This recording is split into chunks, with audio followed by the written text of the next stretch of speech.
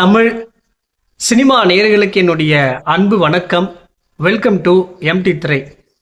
இந்த ஷோவில் நம்ம என்ன பார்க்க போகிறோம் அப்படின்னா, விகடகவி அப்படிங்கிற ஒரு தெலுங்கு வெப்சீரிஸ் உடைய ரிவ்யூ தான் நம்ம பார்க்க போகிறோம். இந்த வெப்சீரிஸ் G5 ஓடிடியில் அவைலபிளாக இருக்குது. தமிழ் டப்லையுமே பார்த்தீங்கன்னா அவைலபிளாக இருக்குது. மொத்தமாக 6 எபிசோடு ரிலீஸ் பண்ணியிருக்காங்க. ஒவ்வொரு எபிசோடுமே ஆவரேஜாக 40 மினிட்ஸ் டியூரேஷன் ஓடக்கூடியதாக இருக்குது. இது ஒரு ஸ்மால் சைஸ் வெப்சீரிஸ் அப்படின்னே சொல்லலாம். இந்த வெப்சீரிஸில் நரேஷ் அகஸ்தியா, மேகா ஆகாஷ் இவங்கெல்லாம் நடிச்சிருக்காங்க.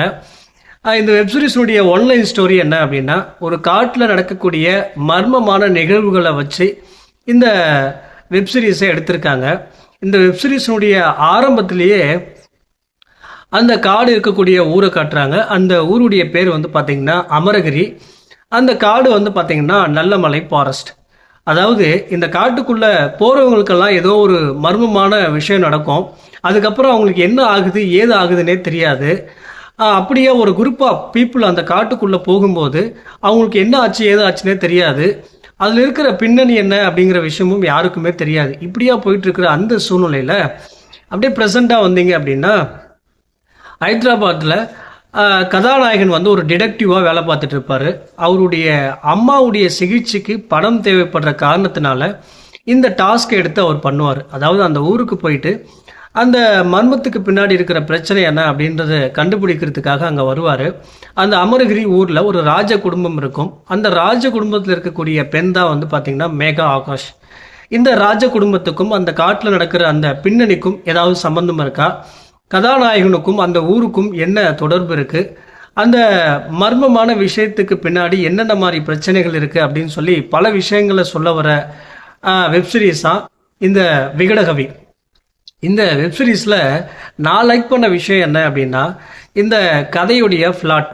அதாவது ஒரு காட்டில் நடக்கக்கூடிய மர்மமான விஷயம் அப்படின்ற மாதிரி எடுத்திருப்பாங்க. அங்கேயே பார்த்திங்கன்னா ஒரு கியூரியாசிட்டி கிரியேட் ஆகுது. அதுவும் இல்லாமல் நிறைய இன்ட்ரெஸ்டிங்கான பேக்ஸும் பார்த்திங்கன்னா இதில் ஆட் பண்ணியிருந்தாங்க. அதே போல் கதாநாயகன் அவர் பண்ணக்கூடிய அந்த இன்வெஸ்டிகேஷன் போர்ஷன் இருக்கு இல்லையா, அதுவுமே பார்த்திங்கன்னா ரொம்ப நீட்டாக ரசிக்கிற மாதிரி எடுத்திருப்பாங்க. அதே போல் கதாநாயகனுக்கும் அந்த மெயின் கதைக்குமான கனெக்ஷன் என்ன, அந்த ராஜ குடும்பத்துக்கும் அந்த காட்டுக்குமான கனெக்ஷன் என்ன அப்படிங்கிறத பார்த்திங்கன்னா ரொம்ப நீட்டாக அழகாக சொல்லியிருப்பாங்க. ஓவராலாக அந்த பீரியாட்டிக் போர்ஷன் 1970 காட்டின விதமும் பார்த்திங்கன்னா ரொம்ப அருமையாக இருந்துச்சு. விஷுவல் எஃபெக்ட் பார்த்திங்கன்னா ரொம்ப ரசிக்கும்படியாக இருந்துச்சு அப்படின்னு சொல்லி ஆகணும். குறிப்பாக அந்த காடு மலைகளை காட்டின விதங்கள் எல்லாமே பார்த்திங்கன்னா ரொம்ப நல்லா இருந்துச்சு. குறிப்பாக சொல்லணும் அப்படின்னா, ஓவராலாக இந்த வெப்சீரிஸினுடைய கடைசியில் அந்த காட்டில் இருக்கக்கூடிய மர்மம் என்ன அப்படிங்கிற விஷயத்தையுமே பார்த்திங்கன்னா ரிவீல் பண்ணிடுறாங்க. அதுவுமே பார்த்திங்கன்னா ரொம்ப இன்ட்ரெஸ்டிங்காக இருக்கிறதுக்கு பார்க்குறதுக்கு. குறிப்பாக பார்த்திங்கன்னா இந்த 6 எபிசோடில் எல்லாத்தையுமே பார்த்திங்கன்னா சொல்லி முடிச்சிடுறாங்க. அது பார்க்கவே ரொம்ப இன்ட்ரெஸ்டிங்காக இருக்குது.